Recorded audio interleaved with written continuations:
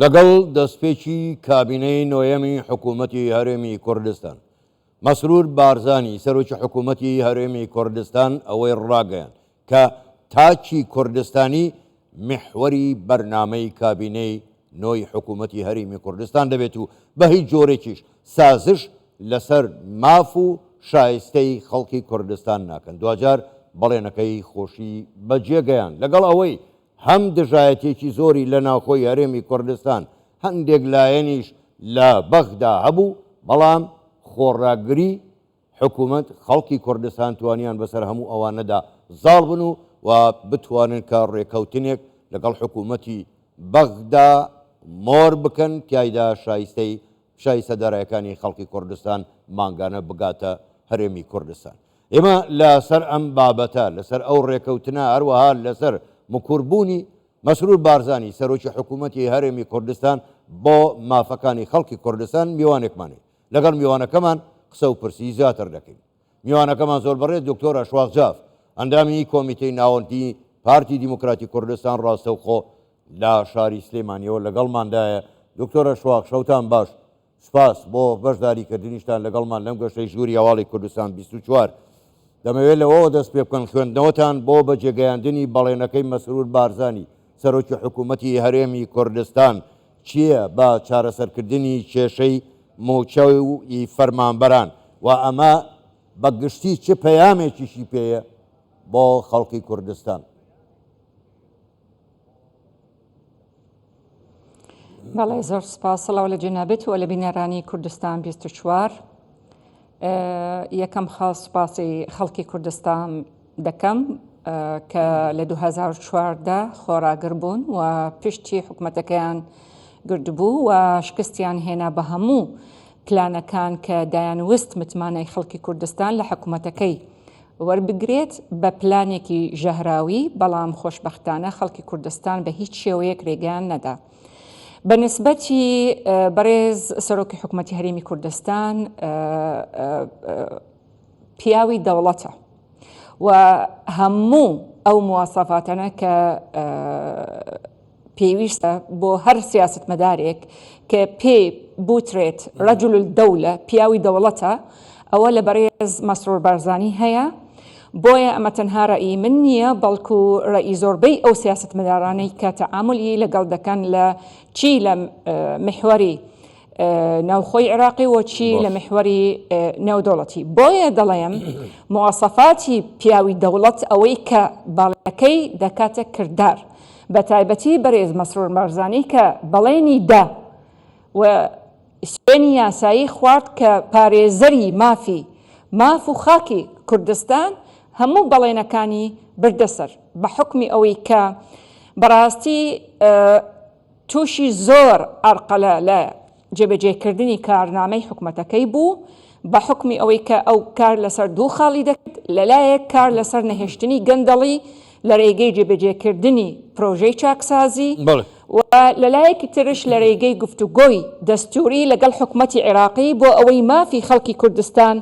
بەدەست بێنێت ئەوەی کە لە دەستور هاتووە. ڕاستە عەرقەلەی زۆریان بۆ دروست کرد، بەڵام ئەو ئامادە نەبوو تەنازل بکات. ئەوەش کە ئەمڕۆ بینیتان کە ئەم ڕێککەوتنە کراوە، هەروەهاش موچەی خەڵکی کوردستان کە مافێکی دەستوریە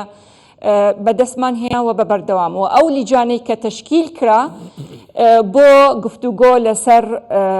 هەناردەکردنی نەوت و هەروەهاش لەسەر پێدانی مافی پێشمەرگە و لە ڕێگەی لیژانێکی یاسایی بۆ تەشریعکردنی یاساکان کە لە کارنامەی حکوومەتی محەممەد شیاع سوودانی کە هاتووە. باش دکتۆر ئەشواق، مەسرور بارزانی بە ئاشکرا و ڕاشکاوانە ئەوەی ڕاگەیاندبوو، دەڵێ پشتبەستوو بە دەستور و بە پشتیوانی خەڵکی کوردستان بە هیچ جۆرێک سازش لەسەر مافەکانی خەڵکی کوردستان ناکەین. لە بەرامبەردا بەرەیەکی تر هەبوو بە ئاشکرا و ڕاشکاوانە داوای خۆ تەسلیمکردنیان بە عێراق دەکرد بەبێ هیچ مەرجێک، تەنانەت داوای هەڵوەشاندنەوە نەهێشتنی هەرێمی کوردستانیشان دەکرد. دوای ئەم ڕێکەوتنە لە نێوان هەولێر و بەغدا پێ دوایە ئەو کەس و لایەنانەی کە خەریکی پیلانجێڕی بوون دەست لە پیلانجێڕی هەڵدەگرن؟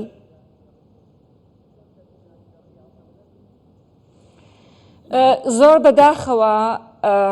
ئەمە یعنی ئەم کردارە هەن ئەمڕۆ دوێنێ نییە، بەڵکو ئەمە بەشێک لەو پلانانە کە دانرابوو دژ بە خەڵکی کوردستان و دژ بە قەوەڕەی هەرێمی کوردستان کە نەهێشتنی یەکریزی ماڵی کووردە و لە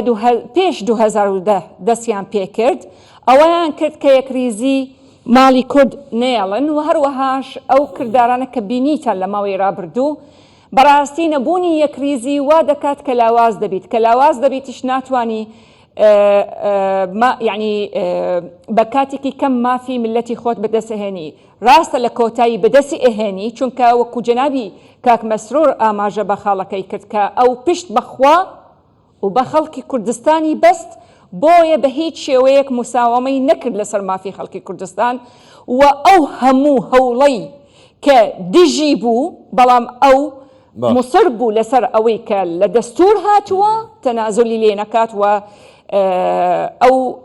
مافە بەدەستمان هێنا و بەردەوامین وەکو ئاماژەم پێکرد جەنابی سەرۆکی حکوومەت بەردەوامە لە کارکردنی لەسەر ئەم دوو خاڵە کە ئاماژەمان پێکرد، نەهێشتنی گەندەڵی و بەدەستهێنانی مافی دەستوری لەگەڵ خاڵێکە کە زۆر زۆر گرنگە لۆبیەکی نێودەوڵەتی بۆ بەدەستهێنانی مافە دەستوریەکانی هەرێمی کوردستان و نەهێشتنی ئەو هەموو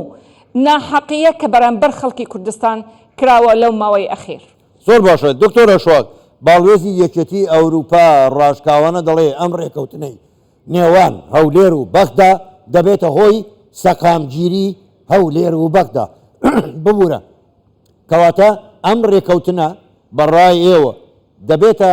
هۆی سەقامگیری سیاسی ئابووری ئەمنی لە عێراقیش و لە هەرێمی کوردستانیش؟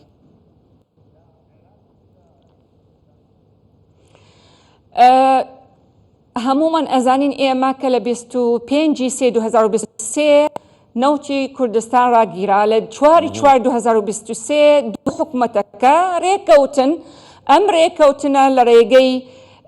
لیجانێک تەشکیل کرا بۆ چارەسەرکردنی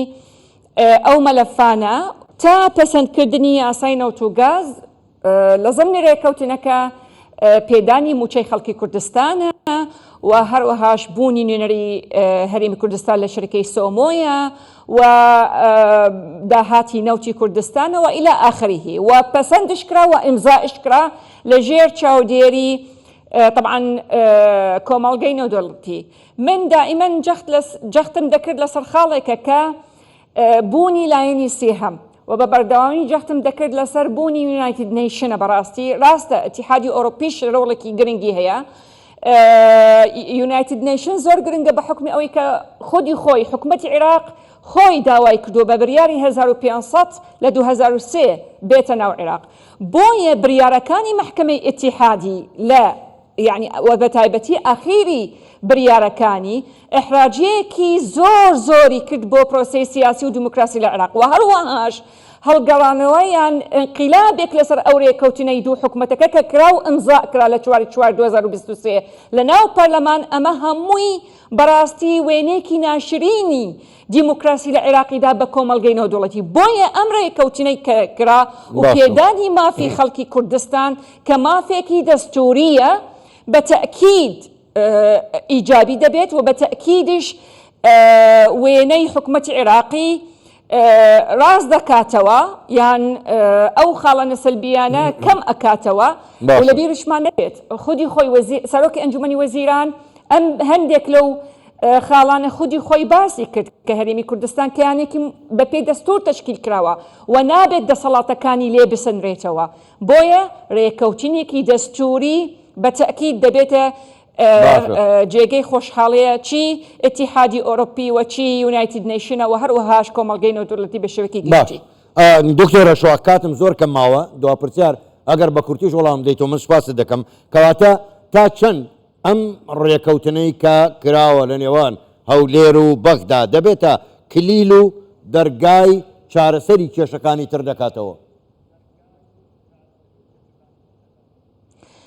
جەنابەت فەرموویت ئایا هەوڵەکان بۆ تێکدانی پەیوەندیەکانی هەرێم و بەغدا ئەو لایەنانە ئەوەستن؟ پێم وایە ناوەستن، بەڵام مادام ئەو ڕێککەوتنە دەستوریە و چاودێری دەکرێت لە لایەنی کۆمەڵگەی نێودەوڵەتیە و خودی خۆی سەرۆکی ئەنجومەنی وەزیرانی فیدراڵ لەگەڵ سەرۆکی ئەنجومەنی ینی حکوومەتی هەرێمی کوردستان هەنگاوەکانیان دەستوریەوە لەژێر چاودێری کۆمەڵگەی نێودەوڵەتی بەتەکید دەبێتە کلیلێک بۆ طبعا هەوڵەکانیان شکست دەنێت ئەو لایەنە کە دژی دەستورن و دژی هەرێمی کوردستانن و هەوڵەکانی هەردوو سەرۆکی حکوومەت بەتەکید دەبێت کلیلێک بۆ جێبەجێکردنی کارنامەی حکوومەتی سوودانی کە هەموو ئەو خاڵانە تێدا هاتووە بەڵام بەداخەوە بە حکومی کە هەندێک لایەن ڕێگری دەکەن بەرامبەر جێبەجێکردنی ئەم کارنامەیە بۆیە دەبێتە هۆکاری ئەوەی کە ئەو مەلەفانە تا ئەمە لە حەزایە لە نێوانی حکوومەتی هەرێم و حکوومەتی بەغدا چارەسەر نەکراوە بەڵام بەتەکید ئەمە دەستپێکێکی باشە بۆ چارەسەرکردنی مەلەفەکانی ترە. زۆر باشە، زۆر بەڕێز دکتۆر ئەشواغزاف ئەندامی کۆمیتەی ناوەندی پارتی دیموکراتی کوردستان ڕاستە و خۆ لا سلێمانیەوە لەگەڵمان بووی. سپاس بۆ بەشداریکردن تا شەوتان باش.